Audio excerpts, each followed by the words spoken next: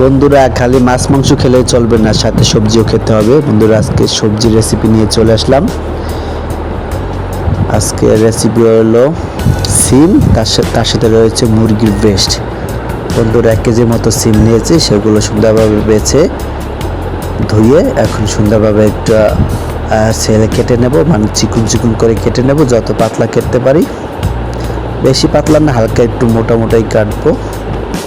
এর সাথে হালকা একটু গাজর দিয়ে দিলাম, আর মুরগির ব্রেস্টটা আগে কেটে রেখেছি। বন্ধুরা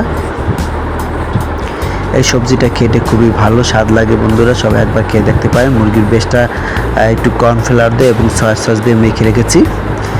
এখন বন্ধুরা সেই কড়াইতে তেল দিয়ে সেই প্রথমে একটু মুরগির ব্রেস্টটা ভেজে নিচ্ছি। এখন সেই ব্রেস্টের ভিতর দিয়ে দিচ্ছি রসুন, মরিচ। সেটা একটু ভাজার পরে এখন সেই সিমটা দিয়ে দিচ্ছি। বন্ধুরা সিমটা গরম পানি দিয়ে রেখেছিলাম। ওকে বন্ধুরা, আমাদের রান্না হয়ে গেছে, দেখুন কত সুন্দর। ওকে বন্ধুরা, বাই বাই।